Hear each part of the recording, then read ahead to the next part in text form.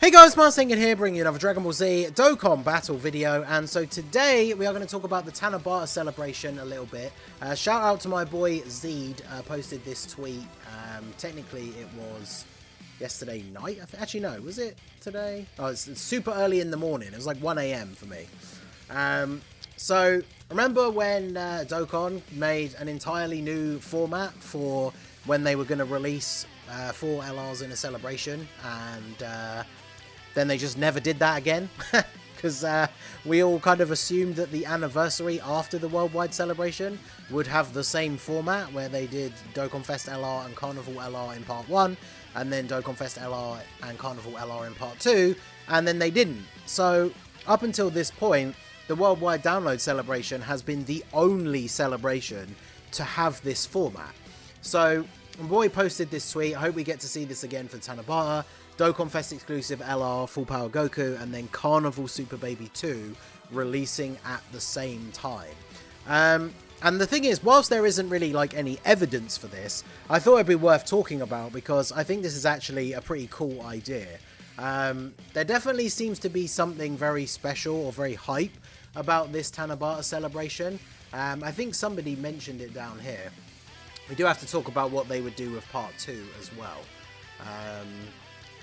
I swear there was a comment here that was talking about it, but I guess not.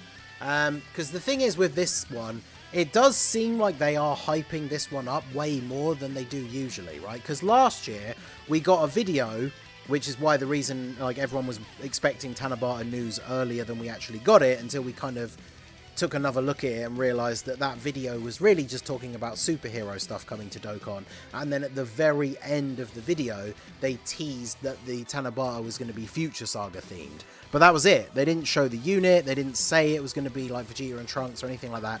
They just teased that it was going to be Future Saga, whereas this one, and then obviously they dropped the unit details on Twitter. Whereas for this, if this was going to be a normal release, a lot of us expected to see the unit details on Twitter today, but instead we have this live stream that is scheduled for Thursday. I think it's like midday my time. And it seems like, unless, you know, I could be wrong, right? They could just drop the details tomorrow. But it seems like they're actually not going to drop the card details or the super attack animations or anything like that until that live stream on Thursday. I think Truth posted a message that he'd gotten from Goresh that was translations for the tweet about the live stream, where it does literally say details of new character will be revealed.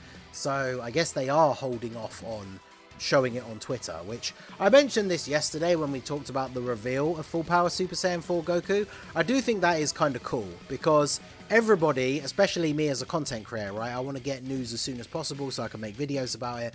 Everybody to a certain extent likes it when things get leaked or revealed a little bit early. I know there are some people that are super anti-leaks and stuff like that, but in a way this is kind of hype too in its own way, right? Like, not finding out any details about what the stuff is actually going to be until that live stream, which I believe is like less than 24 hours before the banner would then actually come out.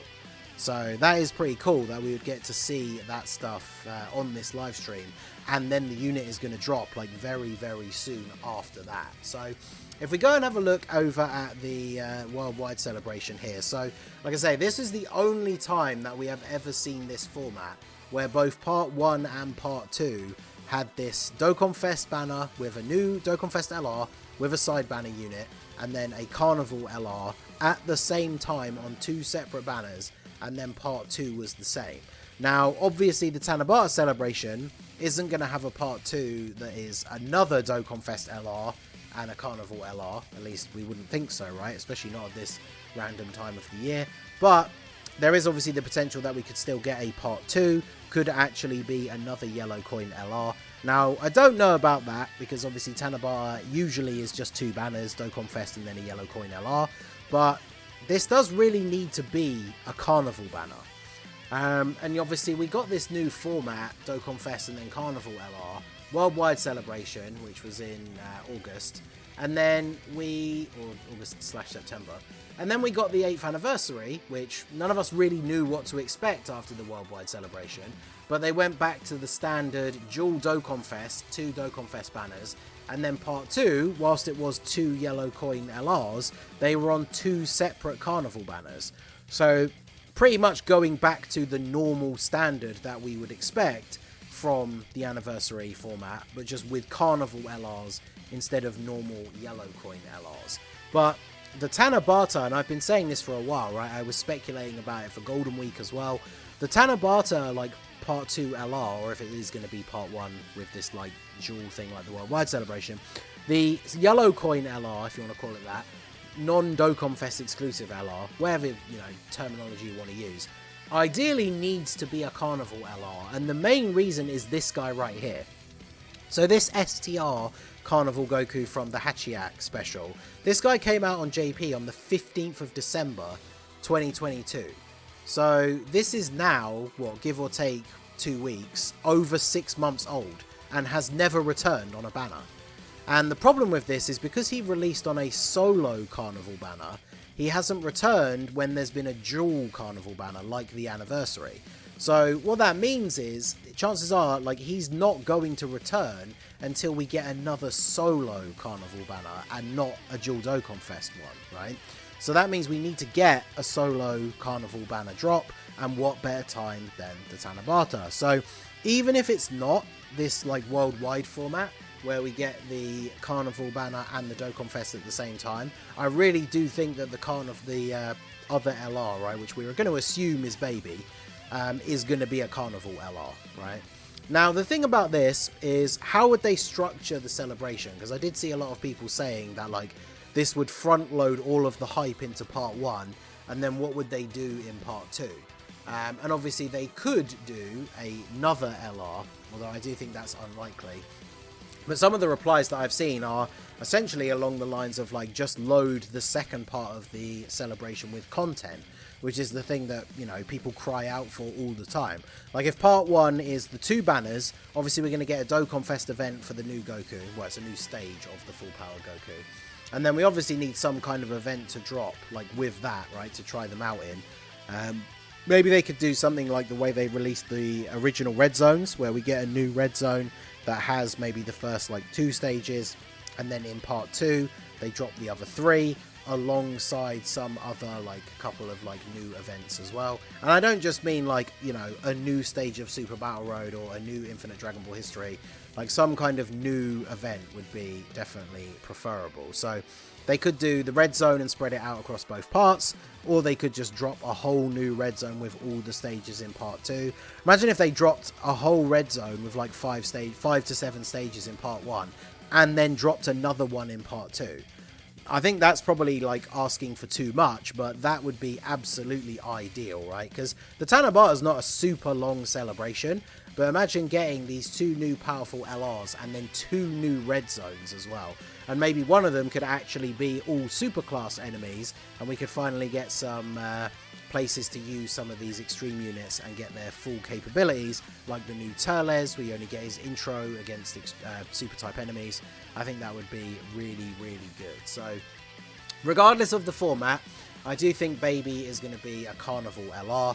I think it works best for him, right? I brought up the Super Baby 2 here. This one is the one that awakens into the Great 8, but I'm going to assume, like, my prediction is that he's just going to be a standalone Super Baby 2, because then if they EZA the LR, they have different names and they can link together, so I think that would be the best case scenario.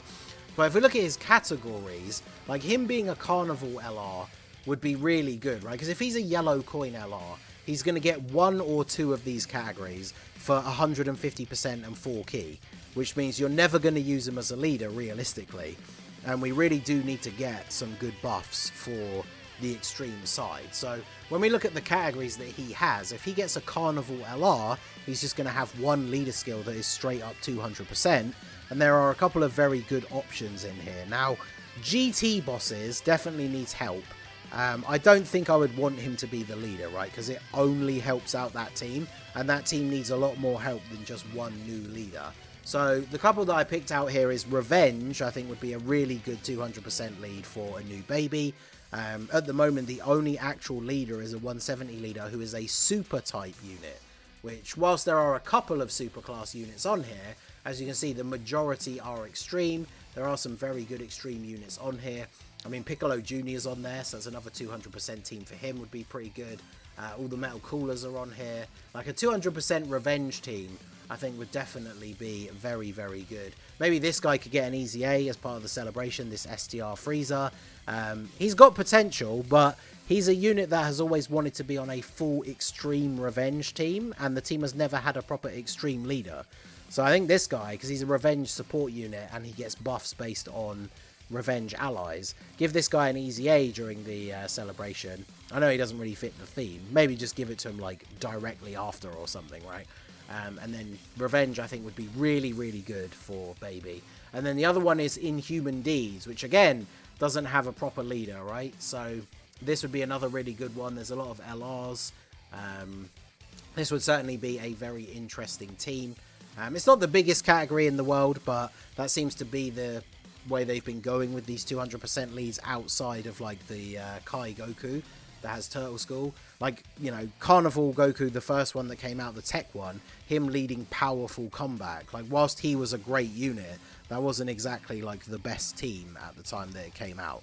So Carnival LRs, I wouldn't expect him to have something super crazy like transformation boost or something, right? And then as a bare minimum, I don't know if I would want this one specifically, but Corroded Body and Mind could be pretty good. Like, there's no full 200% for this either. We have the Janemba, who has the 170. And then, of course, this has quite a few decent units on it as well. A good thing for me, for the future of heroes, every single masked character is on Corroded Body and Mind. So when Black Mask Saiyan and Dark Mask King get their Easy A's this year, eventually we'll hopefully get the Masked Goku Black stuff, and he'll be on there.